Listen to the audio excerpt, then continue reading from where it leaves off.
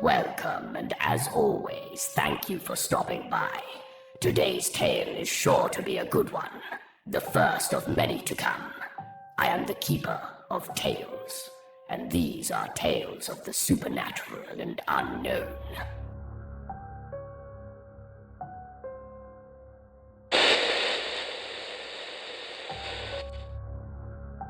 Greetings to one and all. Tonight begins my telling of all the things I have heard and experienced that have given me a healthy fear of what lurks in the dead of night and sometimes in the brightness of light.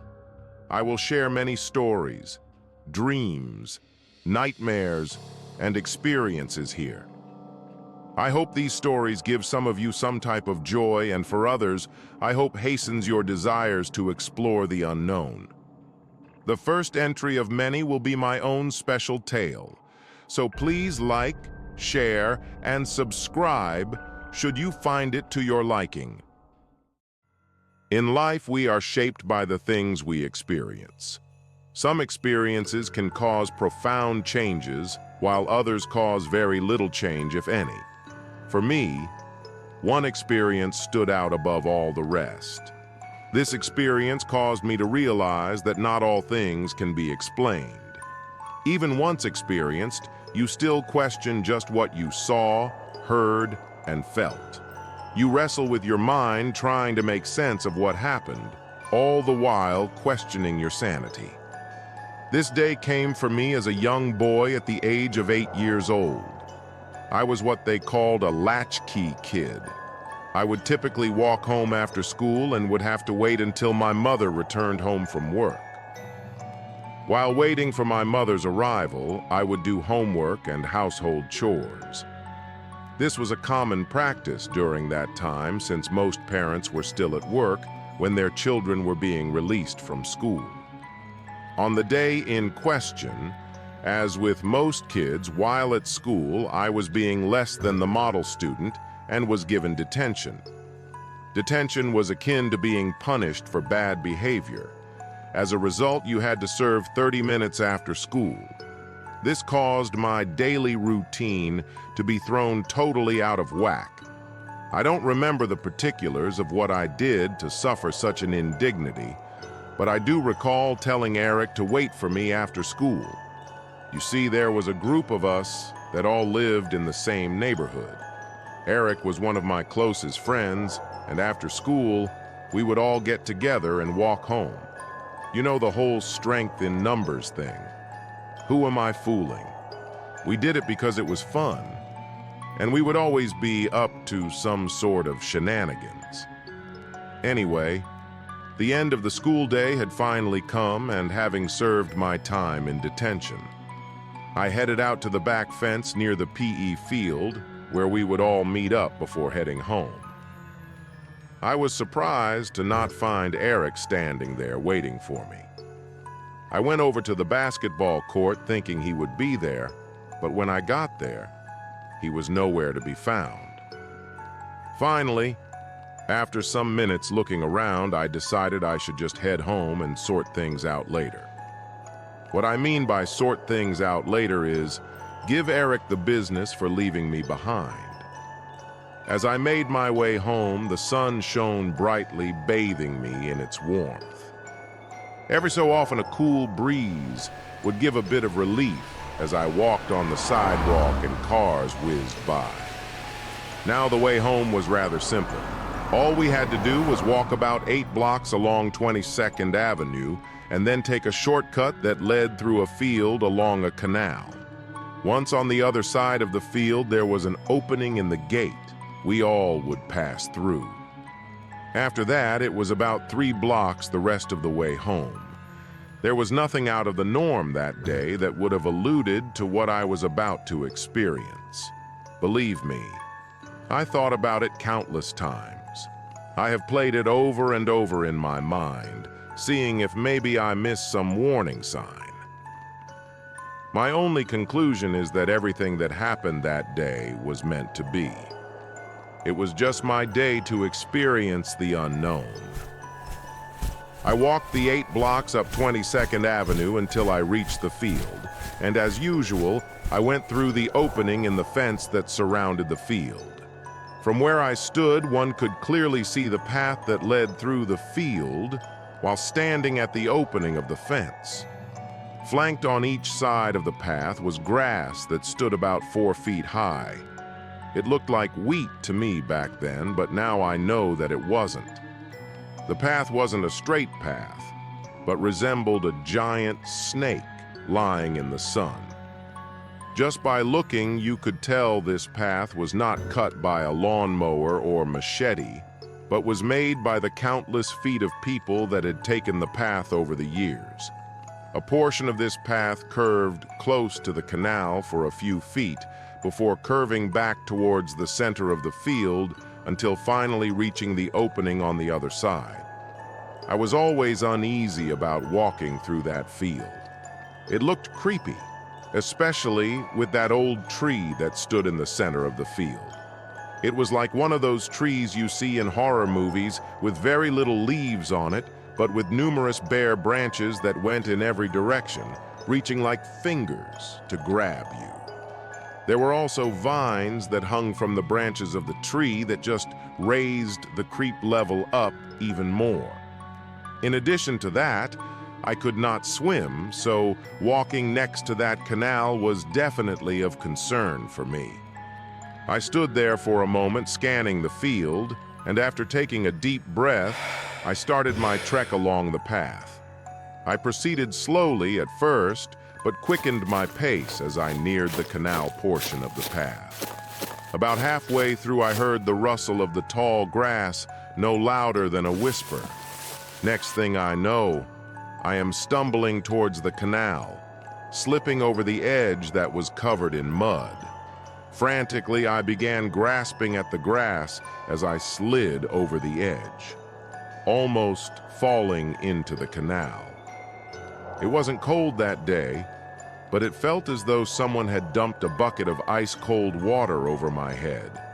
Had I unknowingly fallen into the canal and hadn't realized it? I began grabbing hungrily at the grass along the embankment, pulling myself back to the top.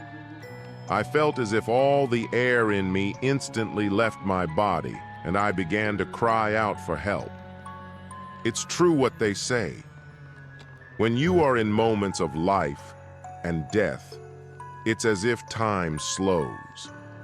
My every movement and everything around me appeared to be almost at a standstill. My struggle continued as I reached above, trying to pull myself up all the while, hoping the grass would not break free, sending me tumbling into the canal, too, my death never to be seen again. I continued struggling to reach the top, pulling myself up little by little, until finally, I was able to make my way back to the path. Covered in mud and out of breath, I instantly yelled out to my friend Eric. Surely it had to be him that pushed me. If this was his idea of a joke, it was not a funny one. I called out to him, shouting angrily, "Eric! Eric!" But there was no response, no giggles. There was only confusion as to what was going on. Getting to my feet, I stood there shaking and wondering what had just happened. Someone had almost pushed me into the canal. What was going on? Who was it? And where were they? I looked around, frantically trying to find my assailant. All the while, my heart pounded in my chest as I looked around me. Seeing no one, I quickly looked along the ground for the book bag I was carrying. With everything that had just happened, I thought for sure it had flown into the canal. As I scanned the ground, I could see it a few feet from where I went over the embankment. I hesitated. It was as if my feet were in quicksand. Should I just leave my book bag and make a run for it? Quickly, I ran over to where it lay, picked it up, then turned to head back towards the path. What I saw next to this day, I cannot begin to understand. Hearing once again the rustling of the tall grass, I snapped my head in the direction of the sound. There, but a few feet in front of me, I could see the tall grass parting as if something were coming through it. But I could see nothing. I stood there, frozen, trying to process what my eyes were seeing. As the movement of the grass got closer, it was as if every molecule in my body screamed out to me, "Run!" I turned and ran with all I had. I only got a few feet before I felt this force knock me to the ground. Whatever it was, it made no sounds. I could only feel the weight of it on my back and feel the force of it pressing my face into the ground as if it were trying to suffocate me. In desperation, I folded my arms, placing them on my head, creating a pocket of space between the ground and my face. This wasn't done because I was taught, but it was more survival instinct, or just pure luck. I stayed like that as I felt it slamming my head repeatedly into my arms and trying to pull my arms away from my head. I screamed to the heavens, or to whomever could hear my cries for help. It was all I could do, scream and fight for my life. I had to do something, or for sure I would not make it home. As this force continually pressed my head into the ground, I placed my hands palms down on the ground and thrust myself upwards as if I were doing a push-up. Somehow, I had summoned the strength to push it off my back and found myself back on my feet. I had to escape, but in the chaos of what was happening, I had no idea which way to go. Looking around, I oriented myself as to which direction I needed to run. But before I could, I saw the tall grass begin to move again. Whatever it was, it had not given up. It was moving through the grass towards me, but this time faster than before. I was unable to react fast enough, and the force of whatever it was slammed into my body, knocking me once again to the ground onto my back. It was on top of me. I could feel its weight as it moved, but I couldn't see anything. It was invisible. I looked up as the blue sky and white clouds stared down at me. Would this be the last thing I see before my end? I struggled as it pressed the grass over my face. It was as if the grass had come to life and was intent on my demise. I gasped for air as I turned my head from side to side. To my surprise, I was able to grab whatever it was that was on top of me. It had to be its arm because I could feel it pulling and jerking away from me as it forcefully pressed the grass over my face. There was definitely something there. I wrestled with it as it tried to suffocate me with the tall grass pressing it over my face again and again. It was relentless. It seemed like an eternity as me and this thing struggled. Then suddenly, it stopped. It was gone. I laid there for a moment, totally spent. I had nothing left, so I thought. The blue sky, the clouds, just stared down at me from above. Quickly, I leaped to my feet and looked around, orienting myself as to which direction I needed to go to get home and escape this hell. When in the distance, I could see the grass parting again as it moved in my direction. I didn't bother to pick up my book bag or anything and took off, running as fast as I could towards the other opening in the fence. As I ran, it was as if all sound had left the area. I didn't even bother using the path. I just ran with all the energy I could muster. I ran bounding through the tall grass like a gazelle in the Serengeti, past that creepy tree and to the other end of the field. Once there, I stopped and looked back. I stood there wondering what had just happened, wondering what attacked me and tried to kill me, until finally I turned and ran the rest of the way home.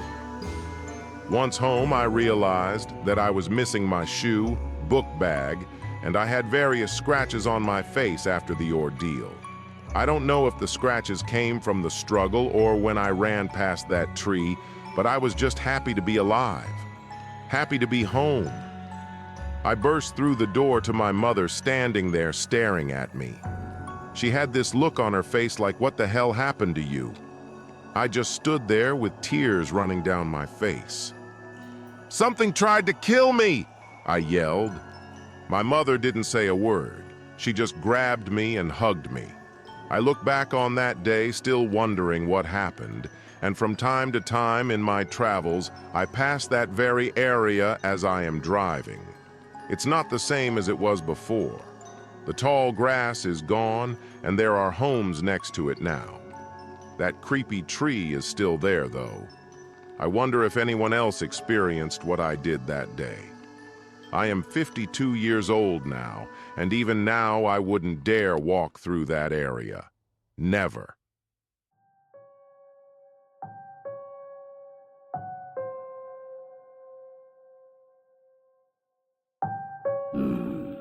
Now that was a good one.